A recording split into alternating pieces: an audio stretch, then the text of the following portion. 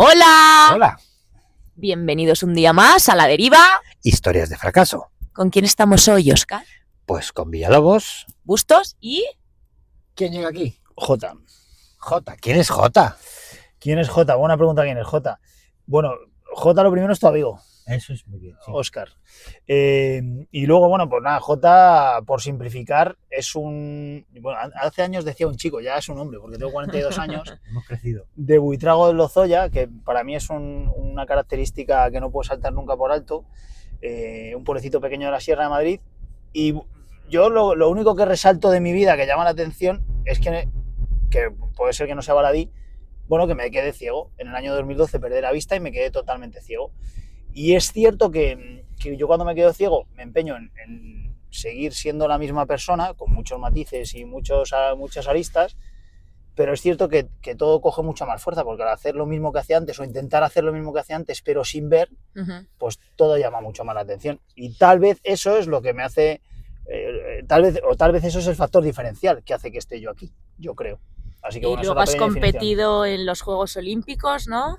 Efectivamente, estando en los Juegos Olímpicos, estuve en los Juegos de Tokio y estuve en los Juegos de París hace relativamente poco. Y la verdad es que eso ha sido una de las experiencias más increíbles de mi vida. Y viendo la vista atrás, es cierto que cuando os pasará a vosotros, ¿no? Cuando estéis metidos en rodajes, en cosas que no te das cuenta, y cuando sales de ese rodaje y veis lo que has hecho o hasta dónde has llegado, es cuando te das cuenta la trascendencia que tiene, ¿no? Sí. Pues eso es un poco lo que me ha pasado a mí con los Juegos, que ahora, después de un año que terminas en los Juegos de París, me doy cuenta de lo increíble, por supuesto, del esfuerzo, sacrificio que conllevo estar en unos y en otros, pero también de lo maravilloso que es conseguir estar en los Juegos y representar a tu país, ¿no? Pues sí, qué guay.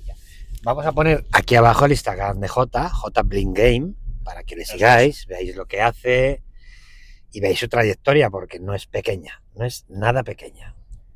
A la deriva, historias de fracasados. Y bueno, hoy nos vienes con un fracaso, ¿no?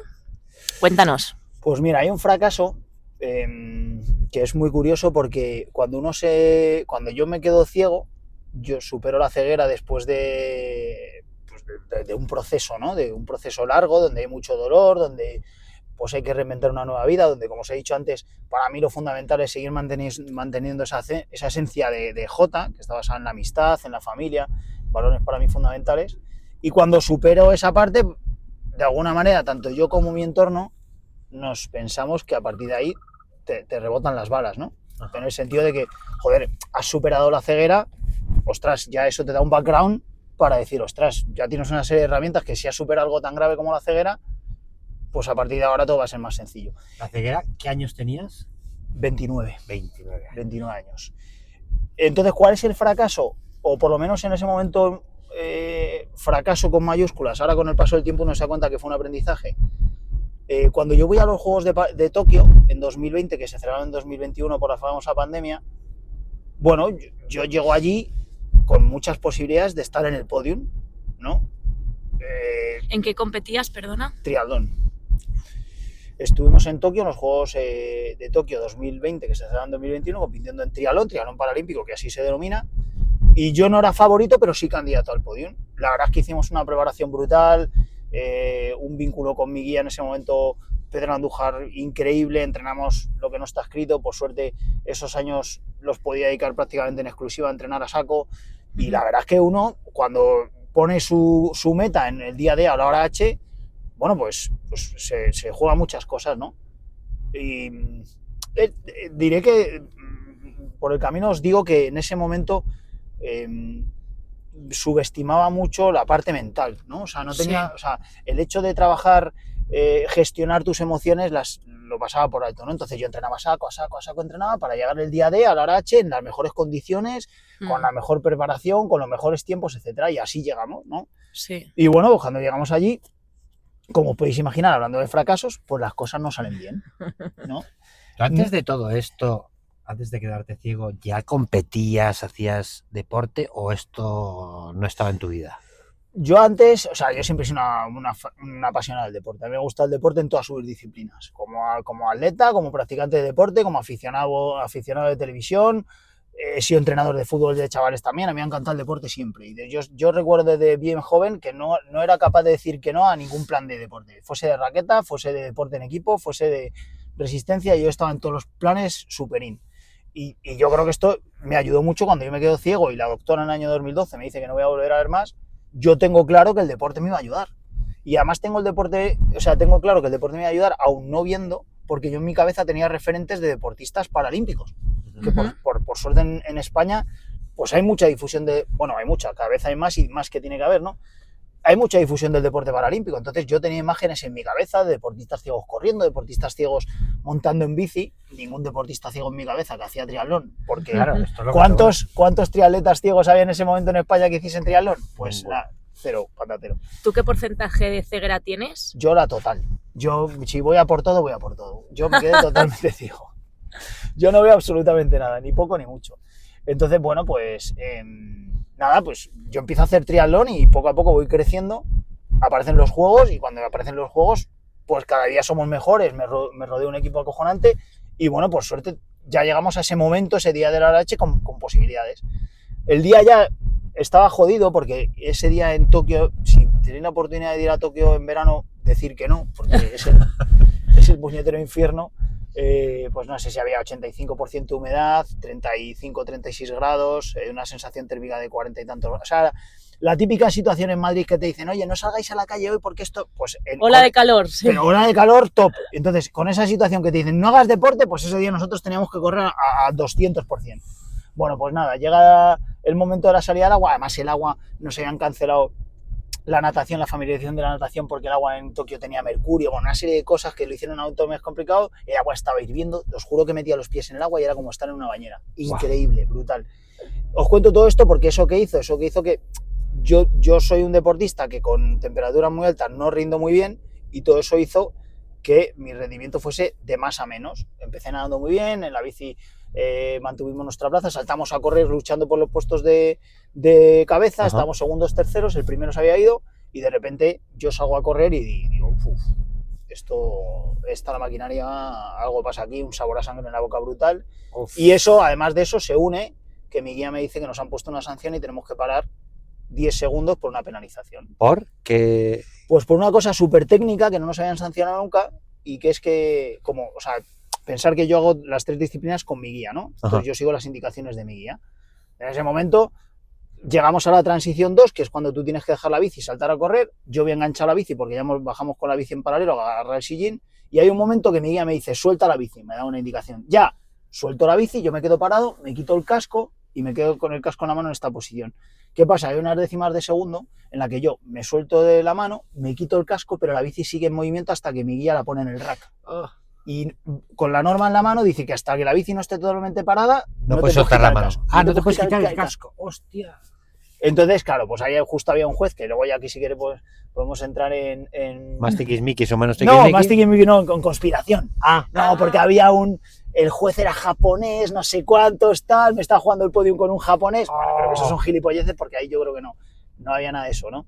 Pero es cierto que cuando yo, más allá de la sanción, cuando yo salgo a correr ya iba tostado de narices, muy tostado. Pero bueno, la sanción nos hizo que tuviésemos que parar 10 segundos y por hacerlo corto, pues pasamos de estar luchando por el segundo o tercer puesto a pasar a ser séptimos. ¿En 10 segundos? Sí, no iba la carrera muy apretada y bueno, al final entramos séptimos. Pues en ese momento con el subidón, estás en los juegos, en Tokio, bueno, pues al final relativizas todo mucho más, hablas con la familia, pasas un poco ese momento jodido, ¿no?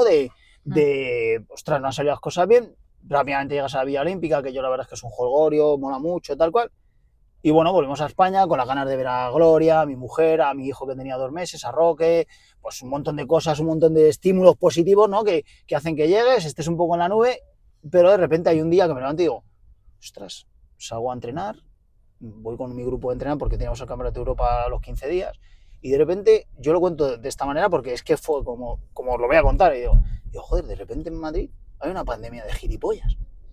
¿Por? Digo, joder, todo el mundo es gilipollas. Entonces, hablaba con Gloria, digo, pues que Gloria, ¿qué gilipolleces está diciendo? Me llama mi hermano y digo, es que mi hermano es gilipollas. Iba a entrenar con mi grupo y dice, joder, qué bordes son, qué gilipollas.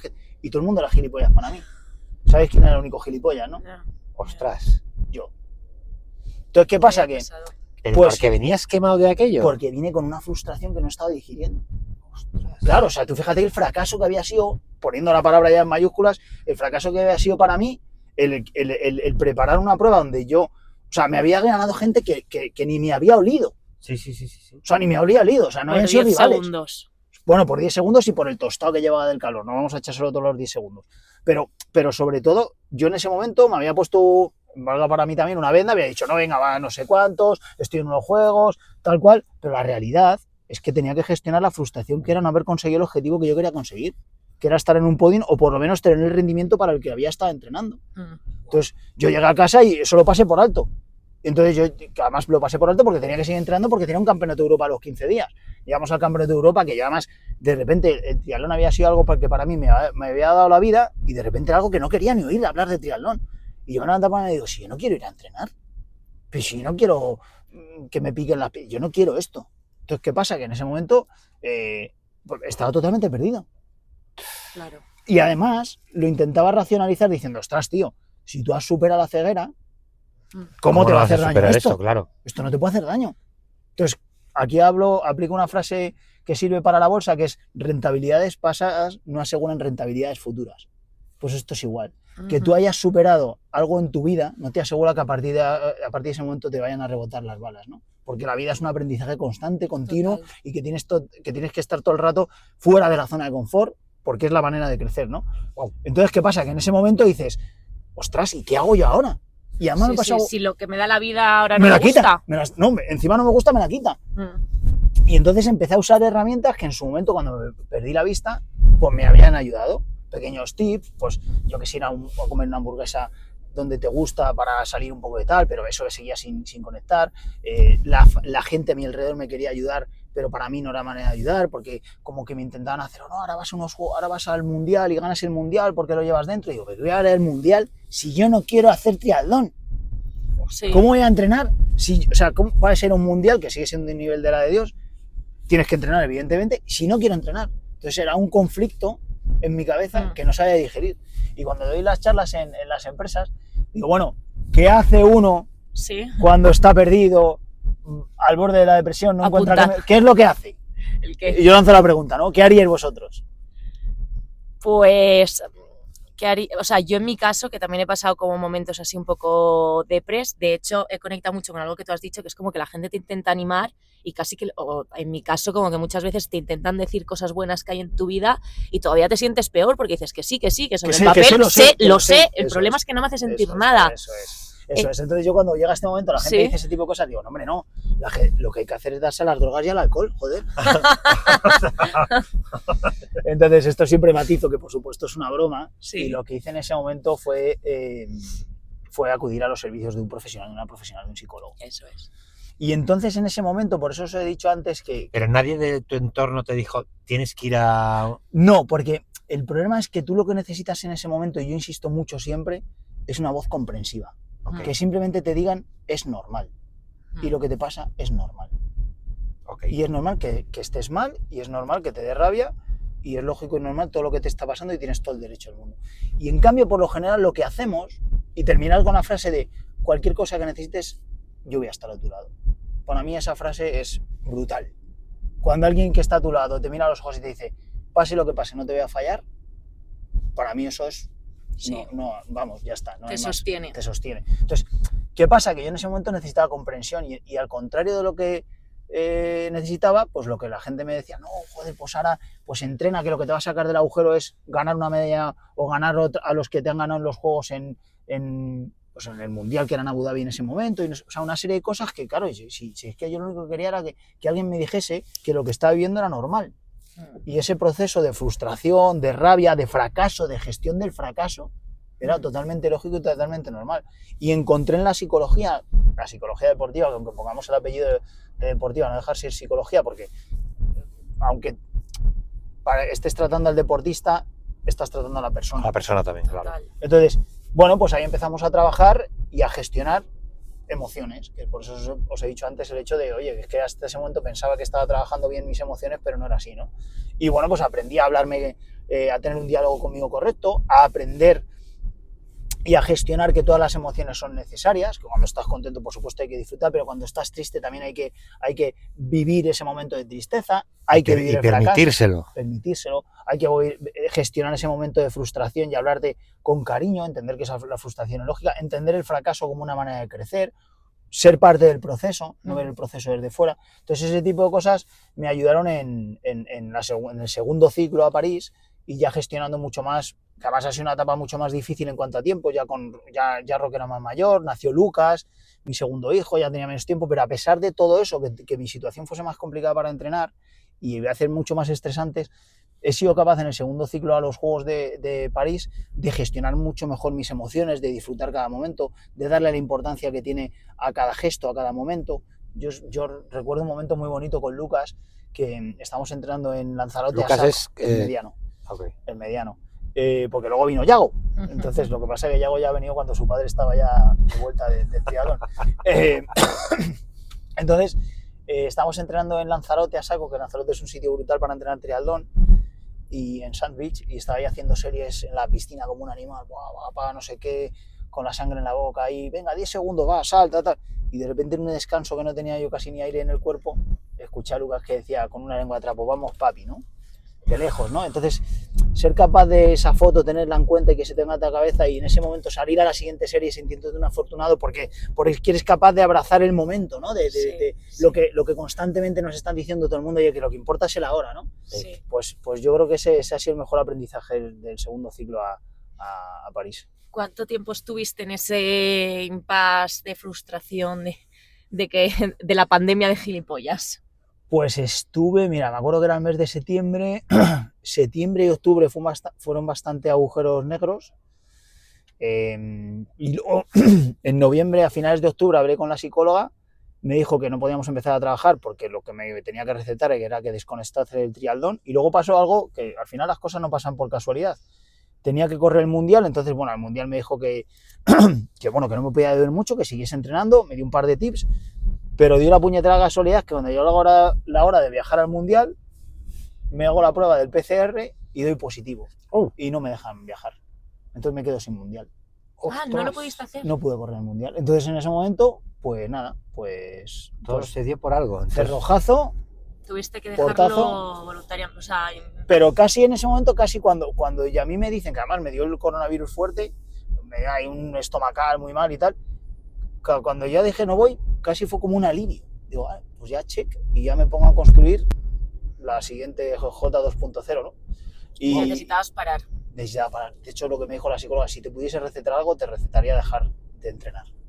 Entonces paré, reset, y luego muy despacio, muy a mi bola, di una vuelta de tuerca a la parte deportiva, cambié de entrenador, cambié de guía, otra manera distinta de hacer las cosas, empecé poco a poco a mi bola, y bueno, pues eso fue construyendo el J2.0 para Road to París, y bueno, y luego pues por suerte un aprendizaje de un fracaso total que me hizo entrar en una nube negra a estar en otros Juegos Paralímpicos. ¿Qué tal fue en París, por cierto? Pues esto, si fuese una peli americana, terminaría diciendo que gané la medalla, ¿no? Pero como es typical Spanish, pues hicimos novenos, hicimos muy buena carrera, disfrutamos mucho el proceso, el rendimiento en la carrera fue para el que estamos preparados, porque igual que os digo que en París, o sea que en Tokio, pues éramos candidatos a estar en las medallas, en París no, estamos pues quedamos en noveno, pues podíamos estar entre quinto mejor posición y 12 o 14 los últimos, pues hicimos novenos, que estuvimos en la media. Lo esperado. ¿Cosas a mejorar? Pues muchas cosas a mejorar, porque al final el deporte de alto rendimiento te hace siempre ser muy ambicioso y siempre querer más, pero también es cierto que orgullosos del proceso y orgullosos también de la carrera.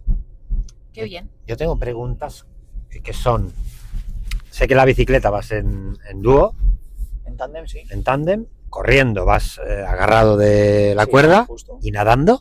Vamos cogidos hay varias formas, pero nosotros vamos por la cadera, a la altura de la cadera, como con un... ¿Pero nadáis los dos a la vez? En paralelo, sí. Vamos con un leash como del surf, enganchado a la cadera, con unos velcros, una cuerda más o menos de 50 centímetros y nadamos en paralelo, sí. O sea, un guía te puede arruinar unos juegos, ¿no? Porque como el guía, por lo que sea, tenga un mal día y no vaya a tu altura, te fastidia la carrera. Totalmente. Lo que pasa es que al final es una cuestión de trabajo en equipo. O sea, el triatlón es por lo general individual y en este caso se convierte en un deporte en equipo. Y esto es como cuando el delantero tiene que tirar el penalti, pues al final el penalti lo tiran todos, ¿no? Y si lo fallan todos, pues esto es igual. Yo por lo general he tenido guías cojonudos que nunca me han fallado, al contrario, siempre han estado a un nivel brutal y no tengo ninguna anécdota en este sentido. Pero sé perfectamente que si se diesen las circunstancias, lo viviría como bueno, pues vosotros ha pasado, pues ha pasado. El equipo, sí, parte del equipo. ¡Qué maravilla! Sí, es curioso esto, ¿eh? La verdad que es muy buen fracaso. Es un Y Fracaso con lección. Es un fracaso cojonudo, ¿no? Es muy buen fracaso porque tiene una muy buena... O sea, sí, tiene al final un buen mensaje. Bueno, al final los fracasos, como se cuenten o como los vivas, pues pueden ser negativos y sacar, o darle la vuelta a la tortilla e intentar siempre sacar el lado positivo, ¿no? Yo creo que vivimos en un momento en la sociedad en el que parece que a todo el mundo le va bien, todo el mundo sonríe, todo el mundo es guapísimo, todo el mundo es monísimo, todo el mundo tiene un curro buenísimo, todo el mundo tiene una familia encantadora, todo el mundo... Y no solo no es así, sino que muchas veces lo contrario, porque las reglas del juego funcionan así. Las reglas del juego de la vida funcionan así y hay que interpretar los momentos jodidos como parte del proceso. Total. Y a veces el proceso entra en un bucle que piensas que nunca vas a salir, pero bueno, hay que confiar. Y yo siempre digo que esos momentos jodidos hay que entenderlos como parte del proceso, no como, no, es que yo soy la última mierda, me pasa todo a mí, no, estás en un proceso y es tu responsabilidad también salir y afrontar ese proceso, ¿no? Yo, por ejemplo, con el tema de la discapacidad, que ahora estoy metido con temas de consultoría de accesibilidad y trabajando en un centro especial de empleo, haciendo cosillas también, yo siempre digo lo mismo, que las personas, en este caso con discapacidad, también tenemos la responsabilidad de salir adelante, ¿no? Aunque sea nuestra vida sea un pelín más jodida que la del resto, porque tengas una discapacidad, también tienes la obligación de esforzarte un poco más para estar a nivel del resto de la sociedad, ¿no? Igualmente para todos, ¿no? De hecho, yo cuando te conocí, a mí lo que más me llamaba la atención era esta parte, aparte de la belleza interna y externa que llevas y de lo bonito que me mirabas. Eso es verdad. Es esta parte de humor que tenías. O sea, que a pesar de que esto te pase cuando ya tienes una edad, pues bueno, 28 tenías o así. 28, 29. 28, 29. Que te pase esto y que sea una cosa bastante dura, el humor que siempre has manejado con esto me parece maravilloso y una de las maneras más fáciles de llevar una cosa de estas, ¿no? Yo creo que el humor es una herramienta que nos han dado que es potentísima. Sí. O sea, el humor es una herramienta brutal. Para mí una de las anécdotas de mi vida es una anécdota de humor y es un amigo mío me llamó, yo antes de perder la vista en 2012, como el momento que os he contado antes, en 2006 tuve un contacto con la ceguera total, ya había perdido la vista del ojo izquierdo y bueno, una operación que me hacían en el ojo derecho no salió bien y me quedé ciego también del ojo derecho. Por suerte luego recuperé la vista del ojo derecho.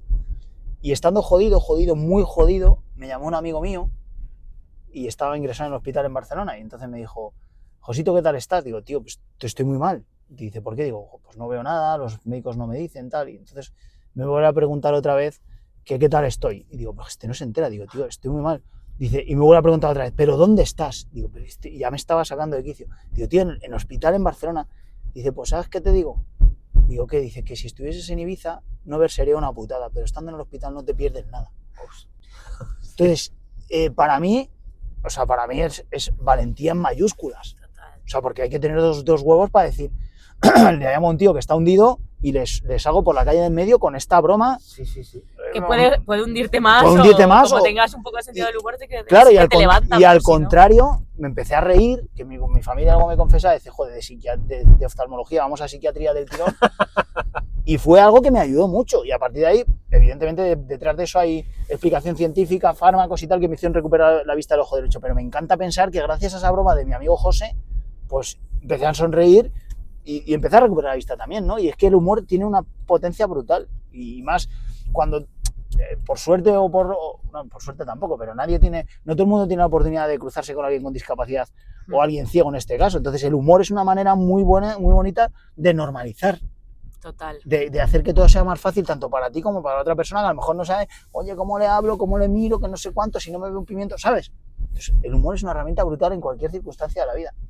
Oye, ya por último, Jota, y para terminar, eres fisio. O sea, soy fisio. Te quedas ciego y sigues estudiando para ser fisio. Justo yo cuando me quedo ciego hay dos cosas que creo que son fundamentales. Por supuesto el deporte, como os he dicho, y otra parte, a nivel académico, es seguir formándome. Y tengo la oportunidad de... Bueno, claro, que yo antes de quedarme ciego estaba estudiando óptica y optometría, que tiene huevo la cosa. Entonces, como yo tenía esa rama sanitaria dentro de mí, dije, bueno, pues a ver qué puedo tirar. Y apareció la oportunidad de fisio y empecé a estudiar fisio en la Escuela Universitaria de la 11 y sí, soy fisio.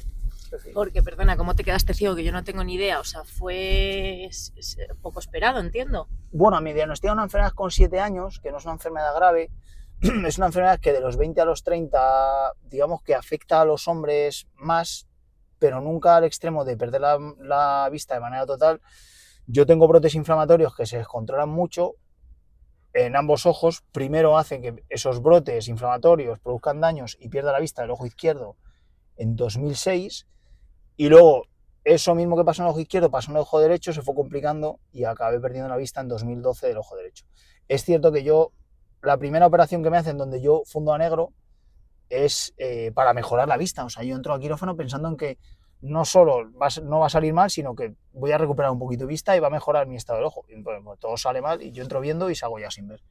Entonces, o sea, ¿se podía ver que estaba grave la cosa? Sí. ¿Que fuese tan radical? Sí, pues tú no te esperabas entrar y que era lo último Eso que ibas a ver. Eso es, efectivamente, eso es, tal cual. Pues sí, pues muchas gracias por compartir todo esto. Pues nada, un placer. Ha sido un súper placer, te agradezco muchísimo que nos hayas dado este espacio en tu tiempo ocupado. ¿Dónde puede contactarte la gente para ir a tu clínica de fisio? Pues que me escriban en el perfil de Instagram. ¿En el Insta? Sí. Vale. El Insta lo dejaré luego por ahí. Sí. Seguimos teniendo fracasos anónimos que nos podéis mandar, que estará aquí colocado. ¿Al email? Y nada, que nos vemos otro día, no nos da tiempo a mucho más. Muchísimas gracias, Jota. A vosotros. Un placer. Y yo quiero que vengas otro día porque de estas historias... Tienes más historias seguro. Tengo más historias que un coronel, que se suele decir. Pues muchas gracias. Muchas gracias, chicos, que estéis bien. Chao, chao. Chao.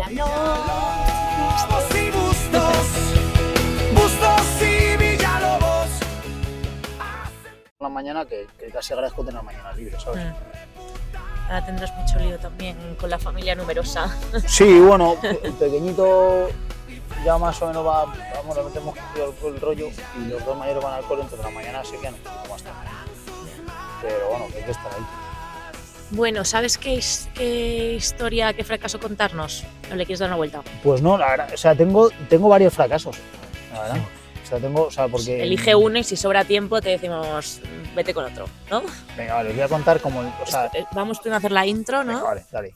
Venga, va.